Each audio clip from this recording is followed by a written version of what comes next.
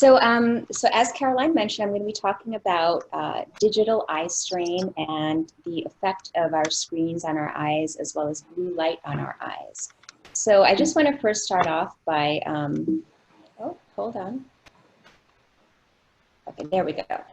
Just kind of acknowledging the tremendous differences in our world from 50 years ago to the present.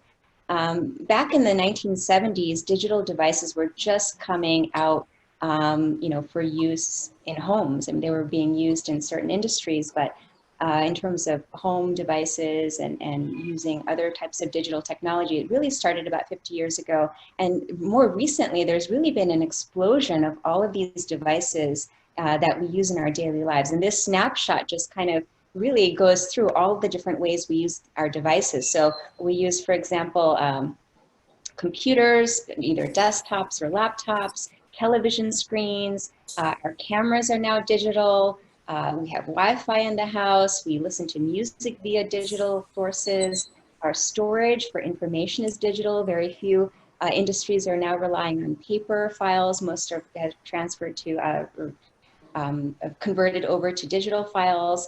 Thumb drives, even our watches are digital, and of course our phones and tablets. So really our devices are everywhere around us, and we're very, very connected digitally in all aspects of our lives. So from work to school to now even social interactions like we're doing right now is all really based in digital technology. So I'm going to share some interesting statistics here. So in terms of how much time do we spend on screens, there have been several surveys that have been undertaken. And in terms of digital devices, 90% of our leisure time is spent in front of a screen. So almost about 4.5 hours is what most adults spend for leisure time, whether it's watching television or the news or listening to music or other things, either via smartphone, laptops, tablets, television,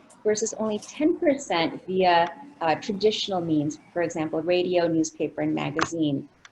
And there was another interesting my slides are not advancing here. Here we go.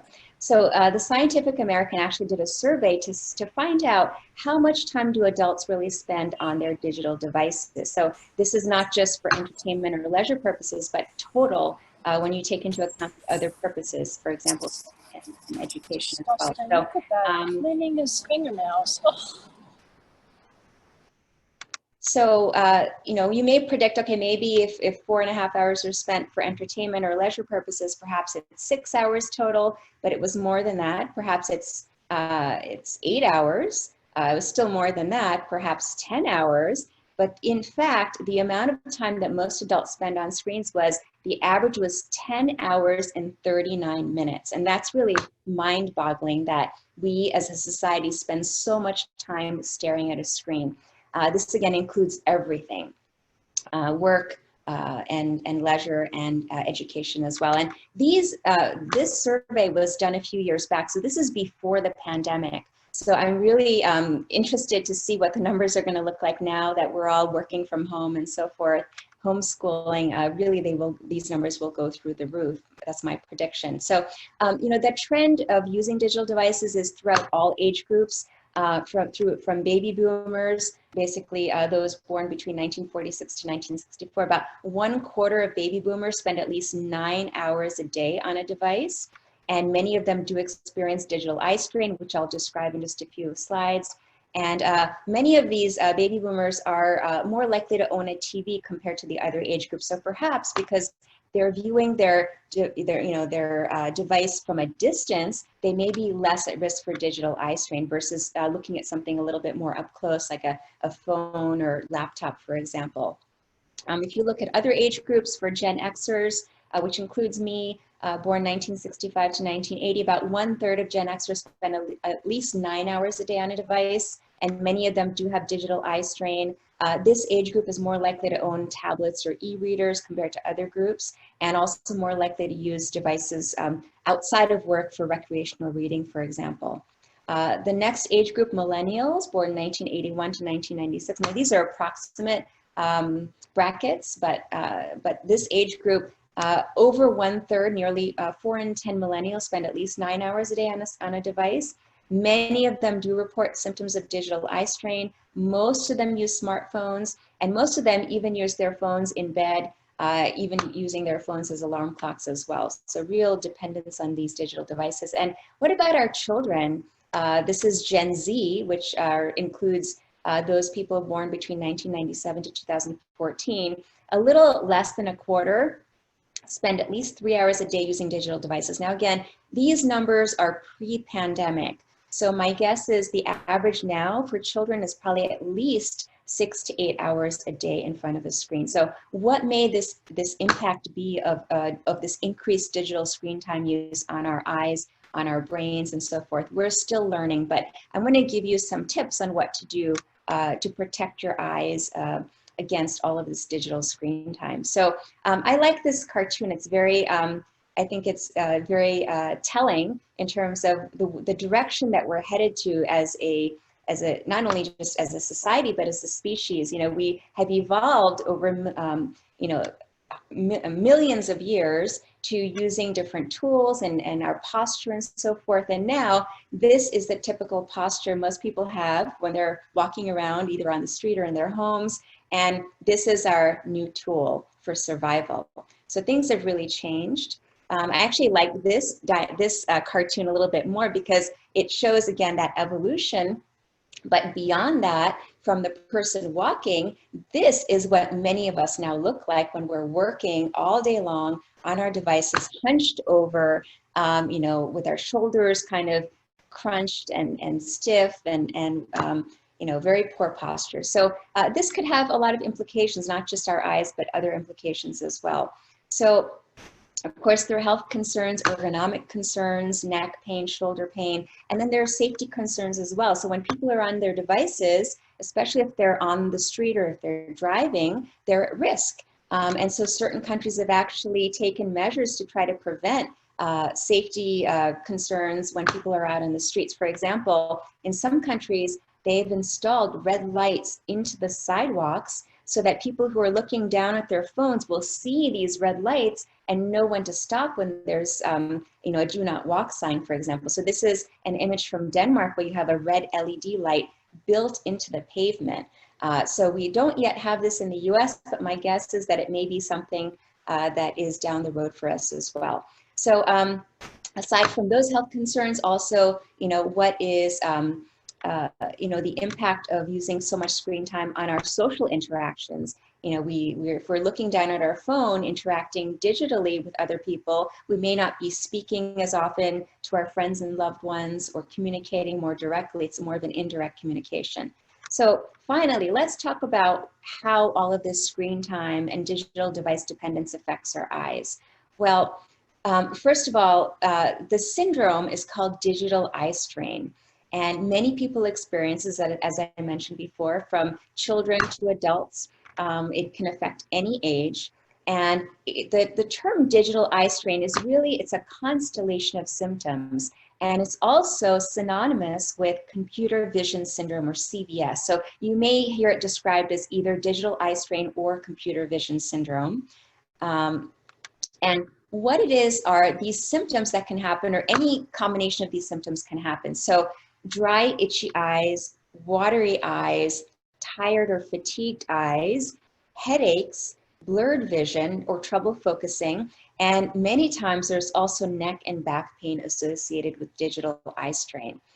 And so the way I like to look at it, being an ophthalmologist, you know, when someone comes in with some of these symptoms, I really try to break it down to figure out what exactly is, or what are the components of their particular digital eye strain, so I can know how best to help them. So digital eye strain, when evaluating someone for digital eye strain, I really look at three important things.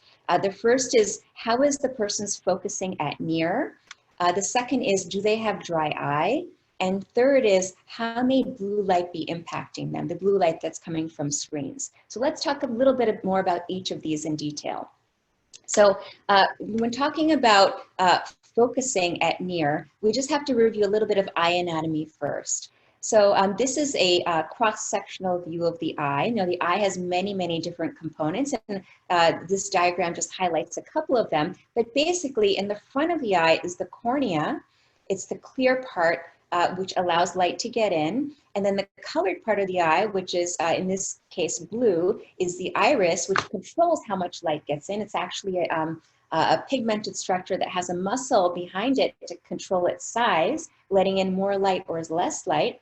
And then here is the pupil. The dark area is the pupil that light actually goes through.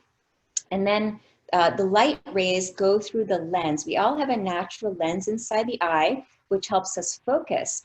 And so the lens focuses those light rays onto the back of the eye, onto the retina. And the retina is what captures that light energy. It transforms, it transduces that light energy into electrical energy, and it sends those signals through the optic nerve to the brain that allows us to process what we see and actually see.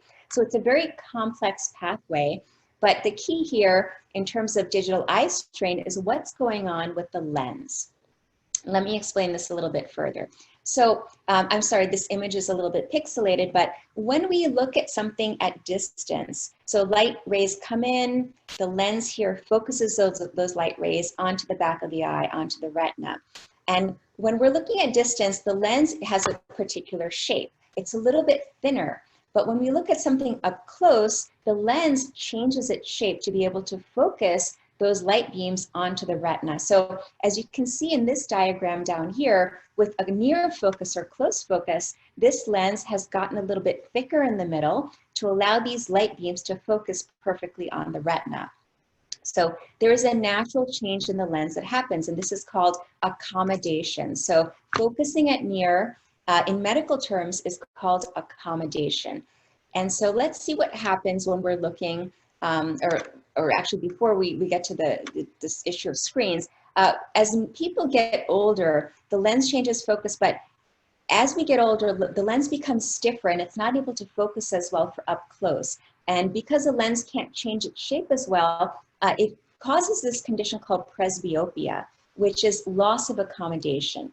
And so the light rays really are not able to focus perfectly on the retina. They tend to focus behind the retina and things are blurry. And in this situation, it happens to everyone. Usually by the time most people are in their late 40s or early 50s, this occurs. And the best way to treat this is with reading glasses. Now, as we get older, our ability to focus or accommodate goes down significantly. So when we're young, let's say in childhood, even up to our teens, we have a tremendous ability to accommodate or focus up close. And that ability goes down mainly as we get into our 30s, 40s, and 50s. There's a significant drop in that ability. And this is usually the age range of when presbyopia or the need for reading glasses kicks in. Well, what happens is when we're on a screen for hours at a time, our lens is constantly accommodating. And that lens muscle gets fatigued. And that causes a part of digital eye strain, which is the blurry vision part or the difficulty focusing up close part. So in order to correct for that, yes, you can use reading glasses, but what I like to do is I oftentimes prescribe my patients computer glasses. And these are glasses that are blended, basically a progressive lens. Some people have, for example, a progressive for distance, intermediate, and up close. Computer glasses are basically intermediate and reading only. So, so the top part is an expanded area that will provide good vision for intermediate distances. So let's say between 8 to 20 inches, which is the distance at which most people are away from their screen, either a laptop or a desktop. And then the bottom part of the glasses, the computer glasses, will be for reading. So if you have to look down at something, if you're reading something right closer to you and then looking at your computer, you can easily switch back and forth between that intermediate distance and that near distance. So if you have that blurry vision, trouble focusing when you're on a screen for a long time, ask your doctor, ask your ophthalmologist to possibly get some computer glasses. That will really help quite a bit. Now, the next part of digital eye strain that I look for, at least one of the components of it, is dry eye. And why does dry eye happen when we're looking at a screen? Well, normally, most of us, we blink, about 15 times a minute. That's the normal blink rate. But when we're looking at a screen or if we're focused on something for a prolonged period of time, that blink rate goes down. And we only blink about 3 to 4 times a minute when we are staring at a screen. And that when we blink less, our eyes are less lubricated, and that dries our eyes out, and it can make things blurry. We may feel like our eyes are scratchy or irritated. They may start to water because our tear glands kick in, or lacrimal glands kick in, and they overproduce tears. So these are all possible symptoms of dry eye. Now, when a patient comes in to see me, what I look for are changes on the surface of the eye, meaning the cornea, which is again the clear part of the eye that helps us to focus. And what your eye doctor will do is, if you go in, we put in a fluorescent yellow drop. And this dye basically coats the cornea, and it shows us if the surface of the eye is dry or not.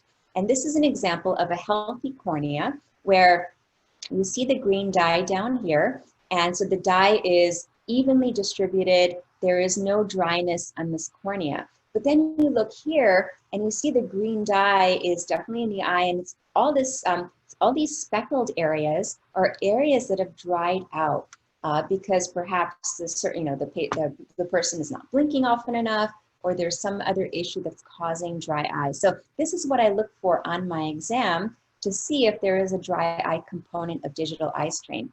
So what can you do if you have dry eye? Well, I would say number 1, 2, and 3 are lubrication, lubrication, lubrication. So if your eyes are dry, you want to provide moisture to them.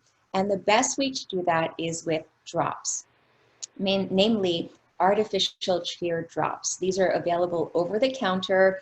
You do not need a prescription, and you can use them pretty frequently. I usually have my patients, if they have digital eye strain, I ask them to put the drops in before they sit down to do work at the computer or on a device, and then to put in the drops regularly every 1 to 2 hours while they're on their device. Because similar to if you have dry skin, you just simply have to keep moisturizing. The same principle applies for dry eye. If your eyes are getting dry, you need to keep moisturizing your eyes. So many patients ask me, Dr. Banik, there are so many eye drops available over the counter. Which one is best? Which one should I use for my dry eye? Well, this is just a sampling of the many, many dry eye drops available. If you go to your local pharmacy, you will see all of these brands. And what I will tell you is that of these brands, there is no single brand that is better than another. It's just you have to try the different ones and find which one works best for you. So for example, there's Bausch & Lomb. They make a product called Soothe, and there are different variations of Soothe. There's Refresh, which makes something called Optive, but there are other forms of Refresh as well. There's Systane, there's TheraTears, there's Gentile, and then there's Blink, which is really ideal for contact lens users. So again, you can choose any of these brands. They're all, I would say, equivalent in terms of providing dry eye relief. Though some of the formulations are a little thicker than others. So if you've tried a regular artificial teardrop and it's not working for you, you may want to switch to a thicker formulation, which is more viscous and it stays in the eye longer. So for example, if you've been using Refresh and it's not enough, you may want to switch to something called Refresh Liquid Gel. Or if you've been using Systane, you may want to switch to Systane Gel Drops. And these are still drops, but they're much thicker and they last longer in your eye. One thing I will say, just a word of caution, is that many of my patients come in, and I always ask my patients to bring their drops in so I can see what they're taking when they come into the office. And many of them come in and they say, yes, I bought these artificial tears. Are these okay? I've been using them, but my eyes just don't feel better. What I will say is that this is a generic type of artificial tear.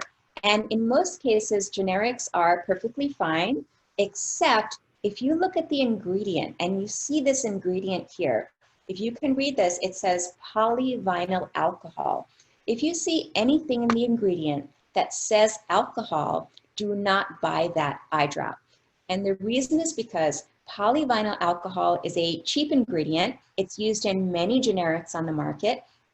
But in my opinion, it's actually toxic to the surface of the eye. It actually worsens dry eye because it's not pH balanced to the eye. If you put this in, it will burn, it will sting, it will actually cause the opposite reaction of what what you would like to achieve, which is lubricating and soothing the surface of the eye. So just keep that in mind. Look for that polyvinyl alcohol in the label. Do not buy that drop. And again, this is in many, many generics on the market.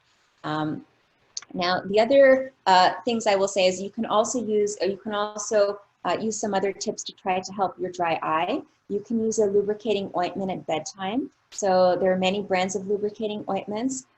They come in a little tube. It almost looks like a little toothpaste tube. And you just squeeze about a 1/4 inch. You pull down your lid and you squeeze a 1/4 inch and you put it into the inside of the lid, not on the eyeball itself, but just on the inner surface of the lid. It will coat your eye and it will melt and basically lubricate your eyes all through the night. I would not use ointment during the day because when you put the ointment in, it's very, very thick. It's quite thick and it will make your vision even more blurry. So it's not something practical to do during the day, but it is something that you can do at bedtime if your eyes do tend to be on the dry side. The other thing you can do are warm compresses. And this actually helps to, we have oil glands within our lids. It helps to secrete healthy oils or get the oil glands functioning and flowing and healthy oils flowing. So that helps as well. A lot of people ask me, can I do cool compresses? Yes, you can do cool compresses if your eyes are really burning and irritating, but the warm compresses are beneficial again for those oil glands within the eyelids. And then the other thing you can do omega-3 fatty acids. So these are healthy fatty acids. You can get this from food, for example, fish or fish oil. You can also get omega-3s from chia or flax seeds. If you're not getting enough through your diet, for example, if you're vegan or vegetarian, if you can't have fish or fish oil, you may want to take a supplement that has omega-3 in it. And the reason for taking omega-3 is that it will help your eyelid glands produce those healthy oils to help fight against dry eye. Now, a couple of other tips for your workstation. So, many times, many of my patients will say, I right by my workstation, I have a vent or a fan above my head. That's just going to aggravate your dry eye. So try if there's any way you can move away from a vent or a ceiling fan, that would be best. Also keep your eye drops right by your workstation. So keep them sitting right there. So as soon as you start to feel any irritation, you can go ahead and proactively put in the drops, or again, maybe set your timer and every hour, every 2 hours, put those drops in.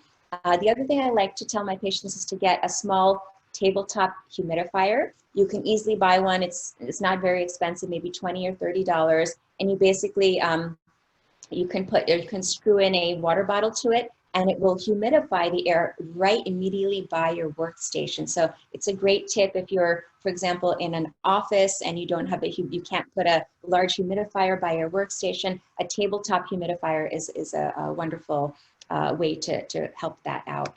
And then finally, if all else fails, let's say you've tried the drops, you've tried the ointment, you've tried the oils, the omega-3 oils, you've tried the humidifier, and nothing is working, then it's time to get your meibomian glands checked. And this is an image of someone's eyelid being pulled down and everted. So of course, this is not something we see when we look at a person, but if you flip the lid over, we can actually see these oil glands using a special camera, an infrared camera.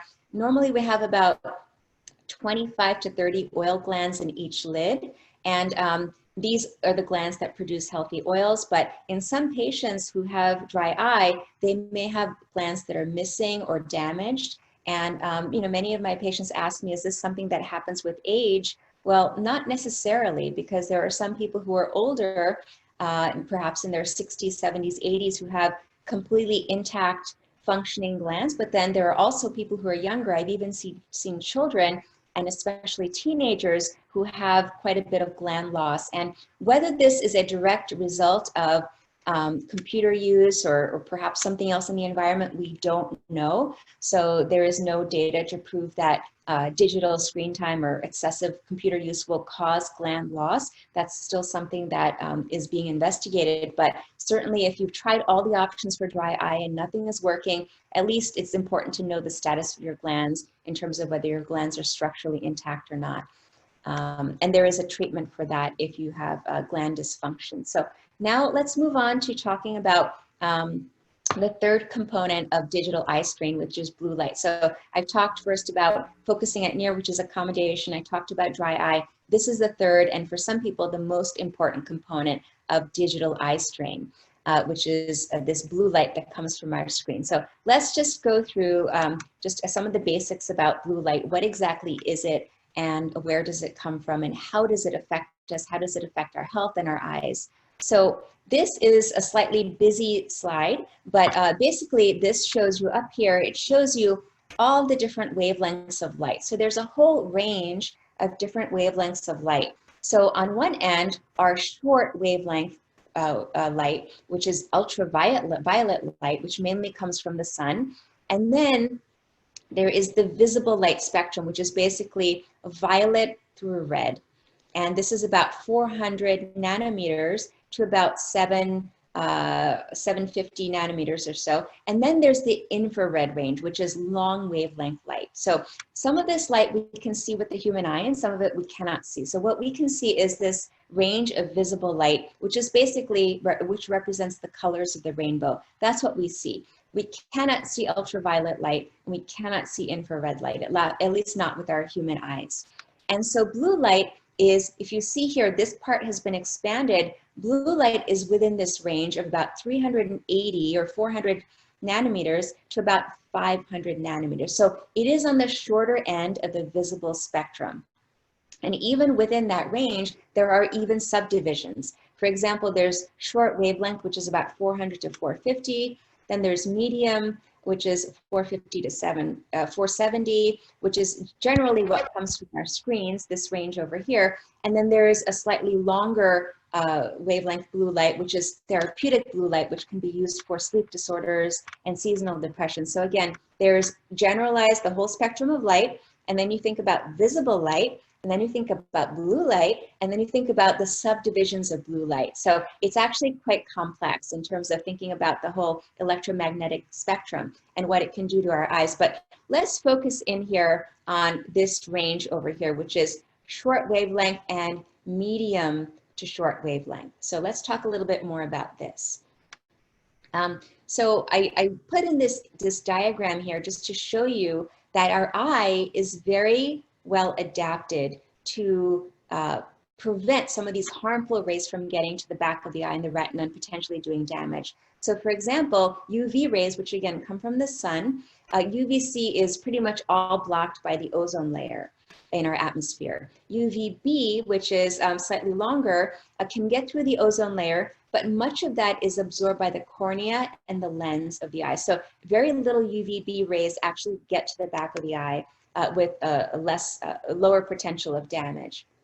UVA rays, again, ultraviolet, is also able to go through the ozone layer. It can actually get through the cornea. Much of it is absorbed by the lens, and a little bit of it gets to the retina in the back of the eye. So of the UV rays, UVA is perhaps the one that we should be most concerned about. But in terms of visible light, again, these short wavelength, high energy blue rays can get through the ozone layer, get through the cornea, get through the lens, and much of it gets through to the retina. Now, why is this concerning? Well, the reason it's concerning is because this high energy, short wavelength, high energy blue light can potentially do damage to our retinal cells. And there may be a link between that type of oxidative damage or oxidative stress and certain retinal conditions. Now, there is still a lot of research that needs to be done, but there's some early work that shows that perhaps too much blue light may potentially do harm. And I'm not naming any specific disease entities because, again, the research has not been done yet, but theoretically there is a risk.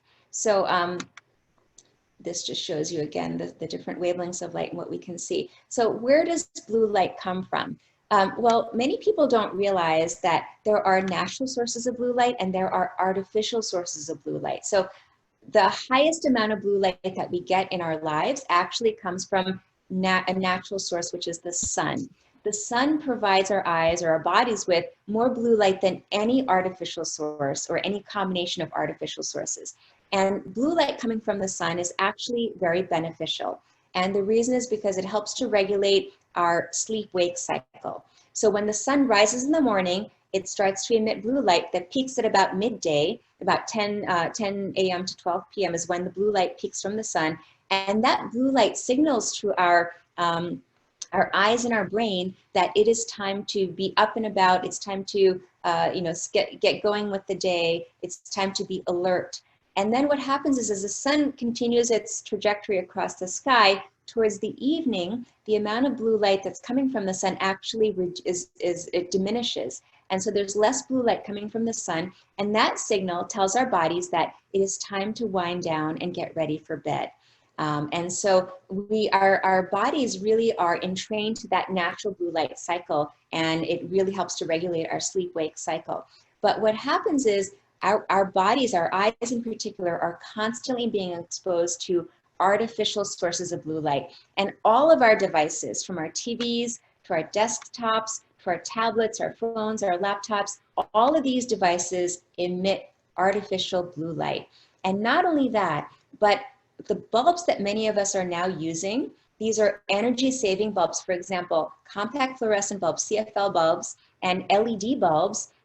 They may help save energy, but they actually emit a tremendous amount of blue light, much more than traditional incandescent bulbs or even regular fluorescent tube bulbs, and definitely much more than a candle would. So we are getting bombarded by blue light from artificial sources in our daily lives, in our homes, as well as when we're out and about with our devices. So this blue light that comes from all of these devices can certainly impact our sleep. There are many studies to show that if we're exposed to blue light too close to bedtime, 2 hours before bedtime, it is much more difficult to fall asleep and stay asleep. So there are studies that of thousands of people that have shown this, that you really want to limit the amount of blue light exposure, particularly 2 hours before bedtime.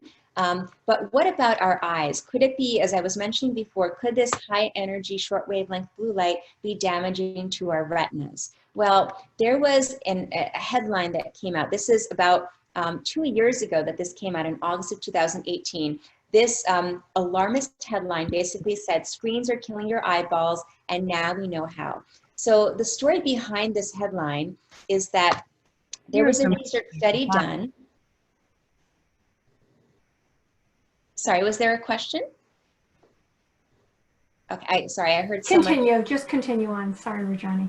Okay, so there was a research study done in Toledo, in Ohio, and what the researchers did was they took some cells, they put them in a petri dish, and they exposed these cells to really, really high levels of blue light.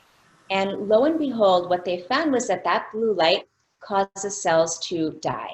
So they concluded that high blue light exposure will kill your retinal cells. Now and then of course all these media outlets picked up on the story, and they were claiming that because we're on our devices so much that eventually the screen time would lead to vision loss and perhaps even blindness. Well, what I can tell you is that so far that has not proven true in any human studies. There is no evidence to prove that the blue light coming from our screens will cause permanent retinal damage. Yes, theoretically there is a risk, but there is no research to show that it will cause permanent damage. But let me break down the study a little bit more now. This is very, very interesting. So what these researchers had done was they took cells that were not even eye cells. They were not retinal cells. They were not any kind of eye cells. In fact, they were cervical cancer cells. And they put them in a petri dish. And they exposed those cervical cancer cells to high levels of blue light. Now, the reason why they use cervical cancer cells is because cervical cancer cells grow very well in a petri dish. They divide very well, and they flourish. So that's why they use them. But cervical cancer cells do not have innate ways to protect against blue light. Now, nature has really incredibly given us our retinas a way to protect against blue light damage. And let me explain how this is. So we have internal blue blocking capabilities inside our eyes. So let's explain. So we have pigments that are in the retina, and these pigments are natural compounds called antioxidants that are found in the retina that absorb blue light and also UV light, and they neutralize these rays, and they prevent damage being done to the retina. And these three pigments, now these are kind of scientific long fancy names, but I'll just say them: lutein, zeaxanthin, and mesozeaxanthin. Now, I like to call these vitamins L, Z, and M for short. Now, officially, they're not really vitamins. They are nutrients. They are plant-based pigments, or most of them are plant-based pigments. So let's talk about this a little bit more. So again, vitamin L, Z, and M: lutein, zeaxanthin, mesozeaxanthin. So where can we get this? So unfortunately, our bodies cannot make any of these three pigments. I wish we could, but we cannot manufacture these pigments. We have to get them through other sources. The best way to get these pigments to provide our eyes with the internal blue blockers that we need are fruits and vegetables. So for example, dark green leafy vegetables. Any of these that I've shown here have high levels of lutein and zeaxanthin. So kale, spinach are probably number 1 and 2, Swiss chard, collard greens, romaine lettuce, mustard greens, dandelion greens, bok choy, arugula. Any of these green leafy vegetables are high in lutein and zeaxanthin. So make sure to get plenty of these in your diet. Other foods that have lutein and zeaxanthin, so yellow and orange vegetables and fruits. So for example, corn is very high in lutein and zeaxanthin. Egg yolk, not the white necessarily, but the yolk, it has this gorgeous, golden orange color. That color comes from the lutein and zeaxanthin that is in the egg yolk. And again, it's not a plant-based food, it's an animal-based food, but it is a wonderful source of lutein and zeaxanthin. And finally, other yellow and orange fruits and vegetables, for example, orange peppers that I've shown here. Also, there are some spices that are also rich in lutein and zeaxanthin. So those, the spice that comes to mind is paprika. So that's a wonderful source. It's a very high concentrated source of lutein and zeaxanthin. Also some herbs, for example, cilantro, parsley, these also are rich in lutein and zeaxanthin. So be sure to have plenty of these in your diet. And what I typically tell my patients is really strive to have 3 to 5 cups of these eye health nutrients in your diet every day. So that means perhaps making a smoothie. That will get you 2 or 3 cups right there. You have a smoothie for breakfast or lunch, and then have a salad, and just really strive to get at least 3, but ideally 5 cups of these blue blocking pigments in your diet every single day. Now, what about that third pigment I talked about, which is the mesozeaxanthin, or vitamin M, that meso pigment? Unfortunately, there is no great food source of mesozeaxanthin. Some of it can come from certain types of fish, the skin of certain fish and the flesh of certain fish, for example, salmon and trout. But even the amounts found in those fish of mesozeaxanthin are very, very small. So unfortunately, it is the most potent of all the 3 pigments. So it is probably the strongest blue blocking pigment that's out there. We think that much of the mesozeaxanthin that we have in our eyes comes from lutein. It gets converted from lutein into mesozeaxanthin, but unfortunately we can't get this readily from foods. So what are we to do? Well, this brings me to the other way to get these 3 pigments is to take an eye health supplement. Now, it's a supplement is a great way to get all 3 pigments. But the other thing I want to mention is that even people with the best diets, the most healthy diets, for example, if you're on a Mediterranean diet and you have plenty of these great plants in your diet, you're eating lots of plants, even people who have excellent diets are oftentimes deficient in lutein and zeaxanthin. So the estimated recommended amount of lutein every day that adults should get is anywhere from 6 to 20 milligrams.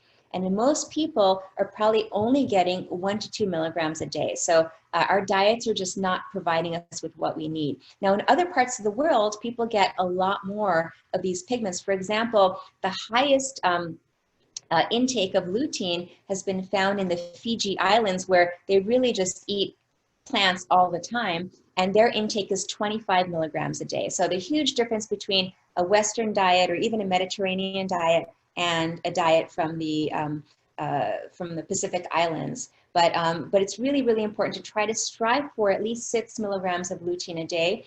For zeaxanthin, The recommended amount is about 1 to 2 milligrams a day, and most people barely get 1 milligram a day. So yes, you can definitely strive to get more on your diet, but this is why supplementation is really, really important. So let's talk a little bit about how you can supplement. So there are many eye health supplements on the market. There are probably over 50 eye health supplements on the market, different brands, different manufacturers, all different formulations.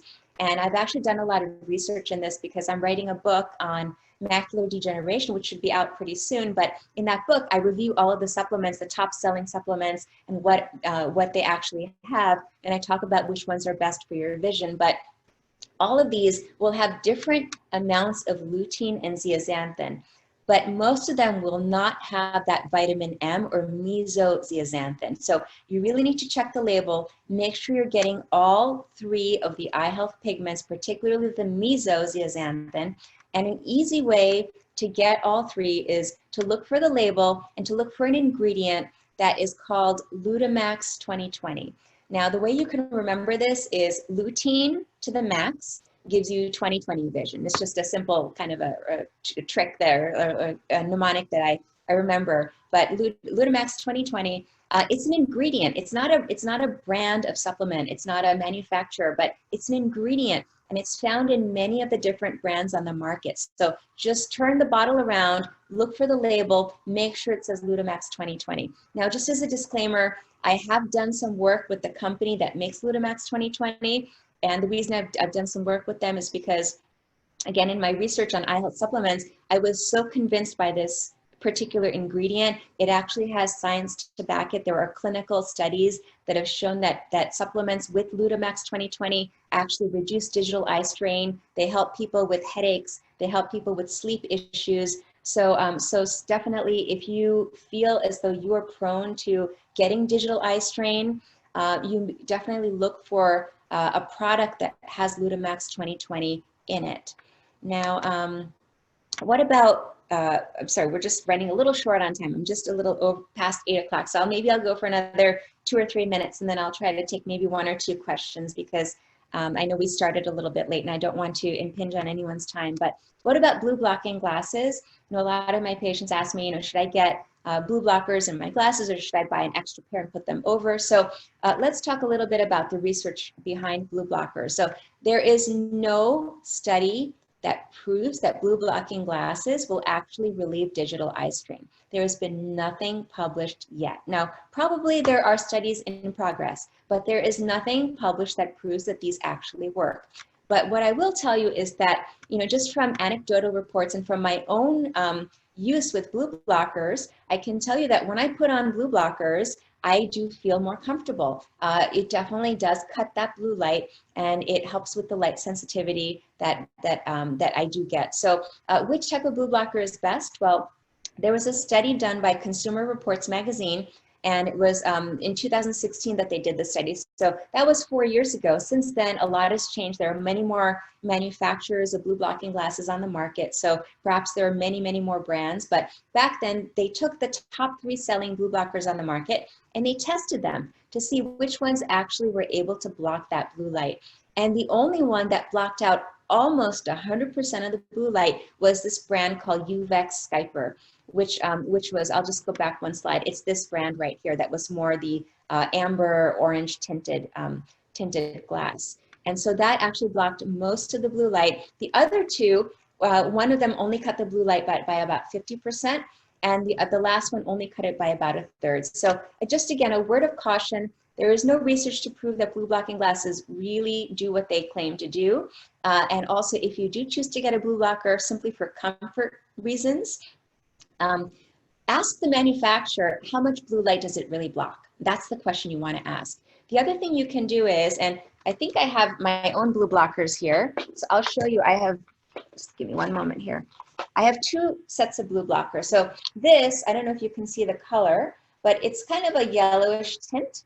And when I put this on, and I'm looking at a screen that has a blue color on it, I can still see the blue. So I know that these blue blockers are not blocking 100% of the blue light. There's still some blue that gets in, but it definitely does make me feel more comfortable than if I am not wearing them. But I have another pair of blue blockers that I wear, and I would tend to wear these more at night. And you can see that these are a very deep color red. And when I put these on, these completely block the blue light. So I cannot see any color blue on my screen. All I see, I can see black and white. I can see some other colors. For example, I can make out a little red and orange, but I cannot make out any blue, and for that matter, any green. So I know that these are pretty close to 100% blue blocking. So again, if you have blue blockers and you're not sure, just try them on and look at your computer screen, and you will know whether they are fully blocking that blue light or not. So again, if you really want to wear blue blockers for sleep reasons, try to begin using them about 2 hours before bedtime. The other thing you can do is you can, there are screen filters that you can download to either your computer, your laptop, your phone, your tablet. Unfortunately, it doesn't exist for the television yet, but you can download these screen filters and they will internally take out the blue light. And both of these screen filters are synced to your time zone. So the software has been designed to know when the sun is rising or when it rises and when it sets. So it knows when to start decreasing the amount of blue light coming from your screen. So it automatically filters out that blue light internally from your screen. Now I'll tell you that I've used both of them. My preference is iristech.co. Again, you can download it. The reason I like IrisTech is because it has many different modes. There are 27 different modes you can try out on iristech.co versus Flux only has one mode. And it does block out the blue light, but IrisTech provides you a lot more versatility depending on what your eyes feel most comfortable with. So you can put it on healthy mode, you can put it on sleep mode, you can put it on movie mode. So there are different things you can do. And you can try it out. I think it's a 2-week free trial, and then there's a nominal fee to purchase it for your device. So the last piece of advice I would leave you with is, we've talked a lot about all the different causes of digital eye strain, but one quick and simple thing you can do to prevent digital eye strain, in addition to everything else I've talked about, is to use the 20/20 rule. And what this is basically set your timer. Every 20 minutes, you're going to take a 20-second break. And all you need to do is, once that timer goes off, you close your eyes and you count to 20. And you can also take some deep breaths as you're doing that. And what that does is, it does many things. First of all, simply by closing your eyes, you're lubricating your eyes. So you're spreading all your tears through your cornea. So it's lubricating. But secondly, it's preventing you from focusing up close, so you don't get that accommodation, that eye strain from that accommodative effort. You're also blocking out the blue light that's getting to your eyes. So it has many benefits. So remember that 20/20 rule. And the other benefit is, by taking deep breaths, it's almost like a little meditation that you can do, which will also give you your mind a break as well. So many benefits of the 20/20 rule. And then the last thing I will leave you with is, this is a cute little cartoon that I put together, but a couple of other things. If you're using a phone and it's really hard for you to read, just try to go to your settings, enlarge the font size on your phone. If you feel as though your screen is too bright, you can adjust the screen brightness. This doesn't necessarily cut the blue light. There's a different mode for that. You can, if you have an Apple phone, you can use night shift mode, which will cut the blue light after a particular time after the sun sets. But simply by adjusting the screen brightness, that may help quite a bit. And the last thing is to hold your phone lower. Hold it 16 to 18 inches below eye level. And the reason for this is, when you are looking straight on at something, more of your eye is being exposed, and there's more of a chance that your eye will dry out, versus if you hold it lower, more of your lid is covering your eye, and there's less exposure of your cornea and less chance that you're going to get dry eye. So simply hold your phone lower, a little further away from you, so you don't have to put in as much effort to focus up close and accommodate. So I think I will end there. I did have some more slides, but again, in the interest of time, I think I will skip these. Perhaps we can leave this for a different talk. But if you have any questions, you can feel free to reach out to me. If you want any specific recommendations for yourself, please, you could set up a telemedicine consult with me. You can call my office or through my website. And I also have on my website I have a resource page on blue light. I've written a blog, and I also have a resource page. So I do have, for example, people always ask me which products should I get. So if you're interested in getting blue blocking glasses, for example, the brand that makes this, you can find the link there on that page, the research page on blue light. And also, if you're looking for a specific eye health supplement, you can find that there as well. So I think they'll end there.